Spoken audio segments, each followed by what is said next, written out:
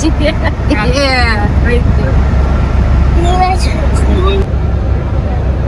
tour सुरु हुन्छ double डेकरमा अब एकछिनमा. We are ready for it. Alcohol on the bus.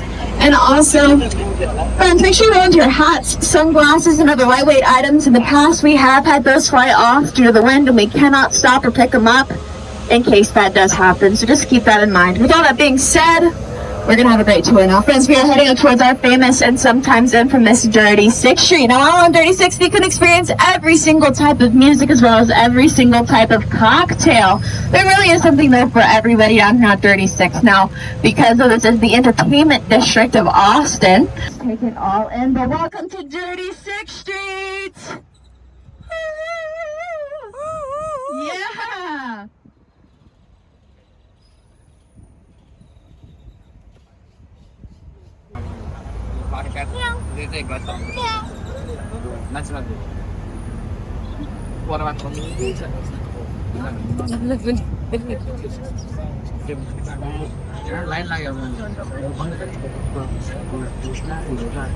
Sixth Street.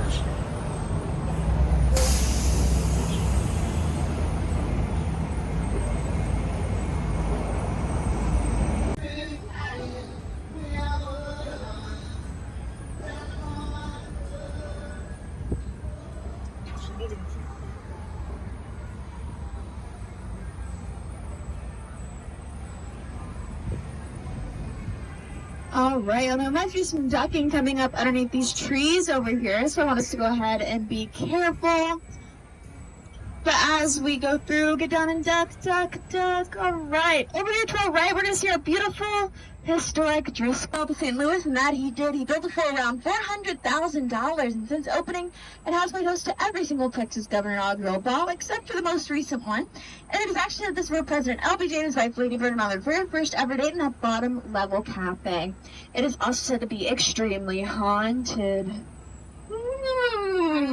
She had a Canaanite. This was Texas in the early 1800s. Awakening everybody. Needless to say, Austin, Texas, still the capital of Texas today, thanks to her. There she is, though, friends. Like I said, buying that can. I don't know if y'all got a good look at her face, but if you did, you might have noticed it just extremely angry. And to be completely honest, that's the exact same face that I make whenever I'm woken up in the middle of the night as well. Now, friends, over here to our right, we're going to see our beautiful Paramount and State Theaters. Now, these were built respectively in 1950, cutters from elsewhere. And they ended up hiring them from Scotland, of all places, to come in and finish the job. Now, friends, since opening, our capital has had many different renovations done up the years. My favorite, though, was in 1955, and that's whenever we got centralized air conditioning. Woo! Something so needed right here in Austin, Texas, let me tell you. But critical thinking skills. I obviously really enjoyed it, so I would highly recommend it. Honestly and truthfully, it's a really, really cool tour. Now, friends, that Capitol Visitor Center is going to be over here to our left, that little building on the top of the hill right there. That's where you can find those free tours of the Capitol. All right. Now, on our right-hand side of the street, up a few blocks, we're going to see that interesting-looking lighting tower up there. All right, now these are called moon towers, and back in the 1880s through 1890s, prior to in town, you can, in fact, do so, and you can do so for free. They do give out free tours of our capital out of the Capitol Visitor Center. Highly, highly recommend doing that. Now, friends, not only did I go every single year growing up for field trips, right, growing up as a local Austinite here, but also growing up here in town, my parents thought, what's a cheap way to throw a child's birthday party? All right, so I kid you not, 6 years in a row that servant girl and I later. See, after we got our moon towers installed, he just kind of disappeared from the scene. Nobody really knows what happened to him. Based on the way that the killings were committed and the timeline of the killings, it is speculated that Austin's servant girl and I later could have in fact been Jack the Ripper prior to going to England. It's a great example. Now, I also want you all to go ahead and remember the name Waterloo. Waterloo, Waterloo, all right? Waterloo. I'm going to quiz y'all on it later on the tour. Remember the name Waterloo. Anyway, though, friends, built right into the landscaping of Waterloo Park, what's really neat is that we have a relatively brand new Moody amphitheater, also over here to our right. Now, this is a 5,000 person capacity live music venue, and this was built in 2022. Music festivals. All right, now the first is going to be ACL, which takes place over a couple weekends every single October. And we also have South by Southwest, which takes place over 10 days every single March. Whenever South by Southwest is here in town, anywhere from 250,000 to 300,000 visitors descend upon our city. Now that's a lot of visitors. Housed on UT's main campus. It was built in 2017 for around $335 million. $25 million of that was donated by Dell himself, which might have something to do with the name. God forbid you find yourself staying here during your stay here in town. Keep in mind you are in fact in good hands. You're in Longhorn hands and you're in a state-of-the-art facility. Now I might do some ducking over here, so go ahead and watch out. It was originally built to be and serve as the Blind Asylum of Austin. Now it thankfully no longer serves that purpose or goes by that name, but it is now a part of campus known as Little Campus. Speaking of campus stuff, friends, I would like to formally and officially... All right, we're getting y'all there. Now, UT was opened in September of 1883. This was 18 years after the Civil War ended and 13 years after Texas rejoined the Union. We've grown a lot, though, since then. We have grown from having just one building on the original 40 acres to having hundreds and hundreds of buildings on over 300 acres. From having just 8 teachers to having over 24,000 faculty and staff, and from having just 221 students to having over 50,000. We also have our own public transportation system here on campus, as well as our own police department, so it's basically like a city lake is actually going to be playing here. Pretty cool. You got anybody going to that concert on the tour? Yeah. Oh, nice. All right. Really fun. Have fun. Now, over here, friends, to our left, we are going to see our Dale K. Royal Texas Memorial Stadium. This is where the magic happens. This is named after our most successful head coach, UT. He actually never left Austin, and he was actually still living here whenever he sadly passed at the age of 88 in 2012. Now, this is a beautiful stadium. If you get the chance to check it out, I would highly recommend doing so. They do give tours out of it, and it's really, really neat. Now, over here to our right, through those trees, we're going to see that white boxy-shaped building come into view.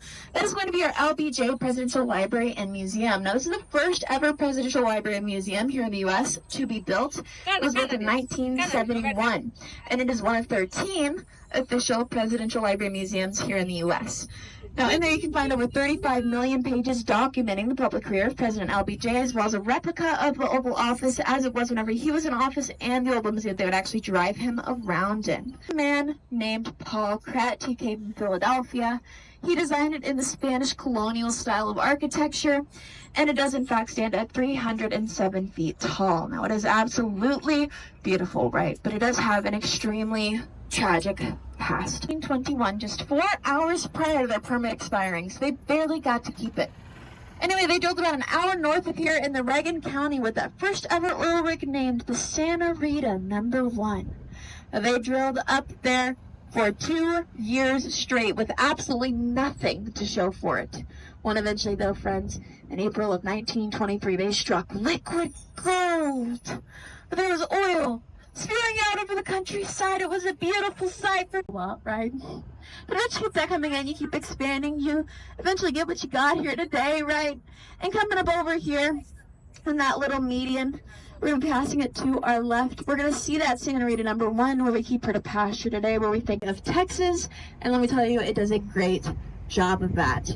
And there they have hundreds of different artifacts with their subsequent history and relation to Texas' history. They also, though, have many different other features, which I will talk about in just a second. We are going to take just a couple minutes. The bauble called the Star of Destiny, which takes its viewers on a journey throughout Texas' history, as of course told by who other than Mr. Sam Houston himself, the very first ever president of Texas. Now, friends, I am no Sam Houston. However, I'm going to go ahead and give you all a brief rundown of the story of Texas. Now, for the sake of the tour, I want us to go ahead and take a look around, just take it all in. I want us to imagine the area as it might have been in the early that they were, in fact, not speaking Spanish or going to Mass. And then the solutions to these things were, right, #1, no more free land to American settlers, and they would now start paying property taxes on the land they were given. #2, no more slaves who brought to the area, also with military intervention. And lastly, they would have to learn how to speak Spanish and convert to Catholicism. All right, well, we all know history. We're currently not in Mexico today, so it's safe to say that this did not sit very well with Texas settlers. So they began rebelling against the Mexican army and government, which leads us to our most famous battle, one you'll probably heard of, at least at some point, at least in passing, the Battle of the Alamo. Now, the Alamo mission in San Antonio had been taken over by the Texas defenders, and they had it armed to the teeth. Despite them having this great piece of land and all of these weapons, they had one major downfall in this battle, and it was the fact they were vastly outnumbered by the Mexican army. Now, the Mexican army was led by a man named Santa Anna, and in his army he had around 2,000 men, whereas at the Alamo they only had around 200 Texas defenders. Now, that battle took place over 13 days, but eventually every single Texas defender there at the Alamo lost their life, and it was a victory for the Mexican army. 600 men in it, and still that wasn't much to contend with the Mexican army. So he came up with one of his sneaky little plans and found Santa Anna. They captured him and they negotiated the treaties of Velasco. Now, the treaties of Velasco recognized Texas as its own independent and sovereign nation, and this lasted for about a decade until they eventually joined the United States as their 28th state for their military help, and this was mutually beneficial though for both, right, the U.S. and Texas. Should there be another battle with Mexico, neither one of them wanted to really find out what that would be like without each other's help. But anyway, though, friends, all that being said, that is in fact be the second house we're going to see here to our right. And as we go by it, I want us to take a look at that second level balcony we're going to see up there. And I want you to let me know if you see anything weird, off, or missing about that second level balcony. You can just shout it out. What's strange? Yeah, there are no doors up there. Isn't that weird? There are no doors up there, and that's due to the fact that back in the day your property taxes were actually determined based on the amount of doors your property had leading to the outside. But I will say that if I were the woman of the house back then and I had to wear a big old skirt, right, we were throwing parties. Is where the longest running musical program on American television is currently being filmed. That's going to be Austin City Limits. The first ever air date was in 1974 with the first ever musical guest being Mr. Willie Nelson himself. That's actually how he got his big break. And friends, he actually still hangs out in these areas quite often today. But friends, once we go past the Moody Theater where Austin City Limits is filmed, as we are going over not this, look, Mike's getting us in the shade again. Teeth, right to the head, right the body, and that spike sticking out, that was the tail. That's pretty cool, right? Only in Austin, Texas, like I said. Now, as we're heading over a beautiful Lady Prem Lake. This is formerly known as Town Lake, but it's actually not a lake at all. It's actually one of seven named portions of the Colorado River known as Tidal Lake. And this one, friends, is the southernmost of them. Surrounding it is a 10-mile hiking bike trail. Others in many of them, you can see walking their dogs, riding their bikes, enjoying the beautiful weather, stand-up paddleboarding, kayaking, canoeing. It's just a gorgeous area to hang out at. Now we are turning on to South Congress. This area is known as SoCo, but in my heart of hearts, it is known as the best area of town. Down here we have the best food, the best shopping, the best live music. Don't y'all worry though. I will be pointing all my favorites out to you. But it's really neat to point out those older businesses because they stuck through the time whenever this area was not what it is today, all right? It just started to become up and coming once again in the 90s. So for a good 3 decades, this area was not like this. Now, friends, coming up over here on our upcoming right, we're gonna see Joe's Coffee Shop with that iconic "I love you so much" graffiti. They also have delicious coffee out there, great pastry items, very iconic, all right? Pasto Joe's Coffee Shop. Over here to our right, we've got the San Jose Hotel. And let me just tell y'all, this has been continuously running since the 60s. Crazy house. I would highly recommend doing a deep dive into it if you get the chance to do so. But it has been through so many changes throughout the years. And it is just fascinating to learn about that. But anyway, though, friends, coming up over here to our right on this upcoming corner, we have Perlas with some of the best seafood in town. Pasto Perlas to our right. If you're looking for the best French fries, very specifically French fries, to our right we got Hot Dottie. They are amazing. Okay. And then also over here to our right, you got Guero's Courtyard with live music on the weekends and the evenings. And then we got Guero's as well with some of the best Tex-Mex. Also over here to our right, though, we got the Cowboy Block of SoCo. Now, friends, if you're looking to go honky tonkin', this is where you go for all of your outfitting for that. Now, I will say, be careful with your wallet. You come down here, okay? I got my first pair of cowgirl boots from Allen's Boots 3 years ago, which is crazy because I grew up here and somehow no one got me a pair. But I had to buy them myself. Bought them from Allen's Boots, and let me tell you, since then I bought 3 other pairs. Things, ingredients, depending on what you order, but it is always hot, fresh, and delicious. And that's gonna be found off of Guadalupe. It's absolutely delicious, though. Anyway, though, friends, all that being said, I would like to just go ahead and tell y'all that everything I recommend to y'all here on the tour, especially regarding food, is my own personal opinion, alright? Now, we're not sponsored, nothing like that. If you're taking this tour with a different tour guide, they'd be telling y'all different things. This, though, is what I love. And also, I'd like to let you know that, my opinion, see Plemons, we got Ethan Hawke, I could go on and on. I actually have built my own little claim to fame. My grandfather has his, which kind of bleeds into me, but, you know, I have actually, like, my own one. I'm going to tell you all about that. Before I tell you who it was, I'm going to tell y'all, you know, how I found out who it was. So I was at the grocery store with one of my friends who were shopping around, and I ran into a sweet family that I had gotten to know over the past couple of years. So I went off, of course, and I said hello, caught up with them a little bit, chatted, came back to my friend. We continued grocery shopping, and she asked me, you know, Maddie, do you know who those people were? I was like, you know, yeah, of course. It'd be weird if I just went up and said hi to random people. You know what I mean? Don't worry about it. Yeah, they're super sweet.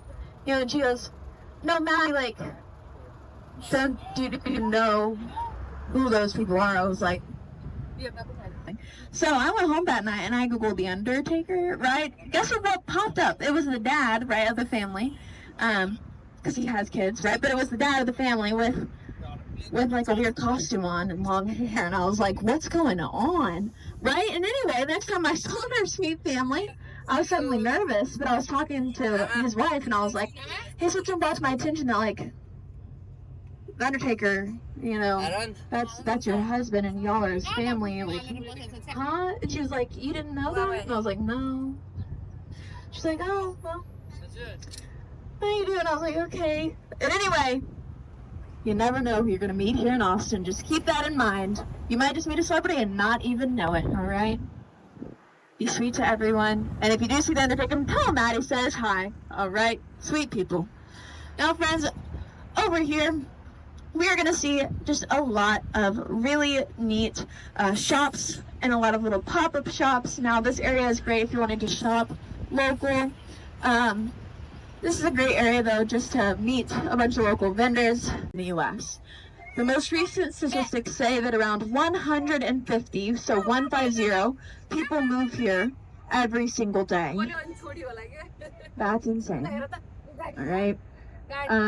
We also recently went from being the 11th largest city here in the United States to being the 10th largest city here in the United States, jumping over San Jose, California for that spot.